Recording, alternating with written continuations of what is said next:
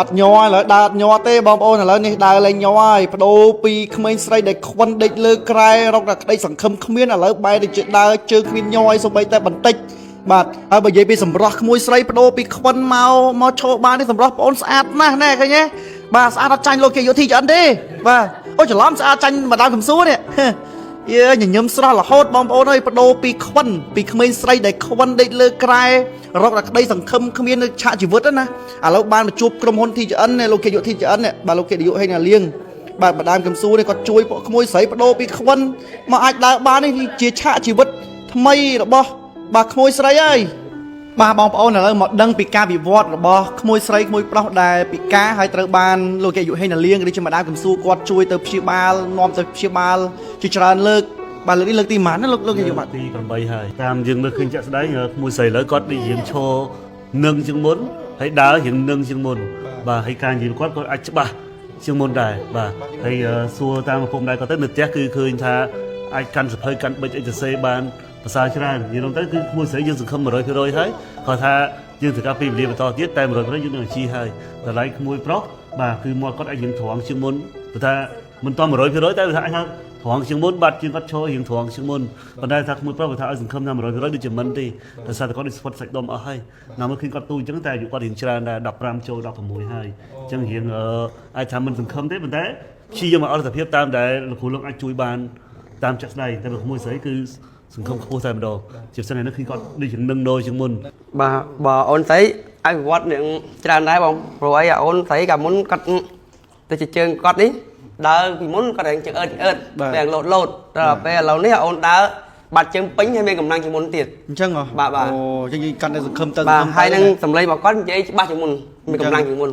បាទសរងកំតិចមាសបាទ 24K របស់ brand TGN បងប្អូនអរនេះសរុបនេះគឺល្អមែនតើបងប្អូនណាទៅលៀបហើយទៅមុខរបស់បងប្អូនតាំងណែនក្មេងជាងវ័យបច្ចិតរុនរោគជាបាស្នាមមុនស្នាមអាចរុយធ្វើឲ្យមុខយើងក្មេងជាងវ័យបងប្អូនណាត្រូវទៅលៀបសរងដើម្បីផ្ដល់សំណាងដល់ស្បែកមុខរបស់បងប្អូនទាំងអស់គ្នាណាយ៉ាល្អណាស់តែចំពោះលោកគេយូរវិញយើងគិតថាជួយគាត់ដល់លើកទីប្រមាណដែរឬក៏រហូតដល់ភាគរយគាត់អាចដើរបានដូចគេដូចឯងហ្នឹងមិនតែចម្លើយមើលគិតទៅខ្ញុំធ្លាប់ប្រាប់ច្រើនដូចពីរដងនេះដែរហើយបាទរហូតតទៅលោកគ្រូឡុងថាក្មួយស្រីទៅបានតែប៉ុណ្ណឹងក្មួយប្រុសទៅបានតែប៉ុណ្ណឹងចង់មកទៀតក៏មិនលឹះហ្នឹងថ្ងៃនោះគឺថ្ងៃដែលយើងបិទបញ្ចប់ការដែលបន្តការព្យាបាលក្មួយបាទតែចំពោះលោកគ្រូឡុងថ្ងៃនេះក៏គាត់លើកឡើងថាមួយស្រីដឹងតែ 100% អត់អីទេហើយក្មួយប្រុសគឺអាចភាសាជាងនឹងបានតិចតួចទៀតតែប៉ុណ្ណោះភាសាគាត់ស្ពតសាច់ដុំអស់តែហើយអញ្ចឹងណាបាទប៉ុន្តែក៏ចាត់ទុកថាល្អប្រសើរដែរបើយើងមើលពីរូបភាពចាស់គាត់ពីដើមដំបូងតាំងពីបន្តព្យាបាលរហូតដល់លើកទី1លើកទី2លើកទី3រហូតដល់លើកទី8នេះចាត់ទុកថាគ្រាន់បើជាងមុនភាសាជាងមុនបានខ្លះអាចថា30ទៅ 40% ចុះតែបើយើងគិតថាពីដើមមិនសង្ឃឹមហ៎បាទមិនសង្ឃឹមថានិយាយទៅខ្ញុំអ្នកនាំទៅព្យាបាលខ្ញុំអត់សង្ឃឹមថាបានដល់ប៉ុណ្្នឹងតែបានប៉ុណ្្នឹងចាត់ទុកថាគ្រាន់បើបាទតាំងពីជើងកវិញកវងរហូតដល់អាចឈរបាត់ជើងស្មើអីចឹងទៅបាទហើយចេះនិយាយបាន1ម៉ាត់2ម៉ាត់ដែរបាទហើយបាទគាត់អាចដេកត្រង់ខ្លួនបានគាត់អាចបិទមាត់បានពីមុនមកគាត់ចំហររហូតចឹងទៅហៀទៅមាត់ហៀអីខ្លាក់ខ្លាក់ពេលគាត់ហូបបាយម្ដងគាត់ប្រឹងដល់ដង្ហើមខុលហ្នឹងបាយចូលតាមកំពុងខ្យល់គាត់ហ្នឹងបាទឥឡូវចុងទៅវាអត់មិនចឹងទេស្រួលហូបស្រួលកាន់តែវិវត្តកាន់តែវិវត្តគេថាបងអូនស្រីគាត់វិវត្តលឿនជាងវិវត្តលឿនជាងធម្មតាមនុស្សប្រុសគេតែងតែប្រាថ្នាមនុស្សស្រីដែលស្អាតនិងកាយសម្បទាគ្រប់គ្រាន់អីអញ្ចឹងទៅអញ្ចឹងបើគិតចំពោះគាត់វិញពីការហើយធ្វើអីអត់កើតឬក៏គេហៅថាអត់មានក្តីសង្ឃឹមណាដល់ពេលប្រែជាបានមកដើរបានអាចនិយាយបានជាពិសេសឥឡូវទៀតទៅរៀនទៀតនិយាយទៅគឺថាគេហៅថាដូចជប់ជីវិតថ្មីសប្បាយចិត្តចារកអីថ្លៃមិនបានទោះពីបើឥឡូវនេះមិនទាន់ថាប្រសើរ 100% ប៉ុន្តែបើប្រៀបធៀបទៅគឺខុសគ្នាដាច់ខ្លាំងមែនតើអញ្ចឹងគឺគាត់មានក្តីសង្ឃឹមខ្លាំងជាងមុនណាចាហើយបានចូលរៀនបានអីទៀតទៅគឺកាន់តែជីវិតគាត់កាន់តែភ្លឺស្វាងបន្ថែមទៀតនិយាយទៅសម្រាប់កន្លងមកគឺសម្រាប់ការឡើងមកព្យាបាលក៏ដូចជាបងប្រុសគាត់ត្រូវធ្វើការនៅឆ្ងាយអញ្ចឹងបងស្រីដែលគាត់ឡើងមកគឺពិបាកអញ្ចឹងយើងឲ្យគាត់សម្រាប់អំពីការងារហើយយើងបកគោលជាថវិកាសម្រាប់ថ្ងៃដែលគាត់ធ្វើការហ្នឹងជូនទៅកាន់គាត់រាល់ដងដែលគាត់ឡើងមកគឺយើងតែងតែគិតជូនគាត់ចំនួនប្រហែលថ្ងៃហើយនឹងថ្លៃដែលគាត់ធ្វើការថ្លៃធ្វើដំណើរអញ្ចឹងណាហើយសម្រាប់សប្តាហ៍នេះយើងរៀងយូរដោយសារជាប់ចូលឆ្នាំខ្មែរអីផងរហូតដល់24ថ្ងៃចា24ថ្ងៃបើគិតលុយជូនគាត់យើងបកគោលលុយជូនគាត់ហ្នឹងគឺ1,30,000អញ្ចឹងណាចាសម្រាប់សប្តាហ៍នេះអូ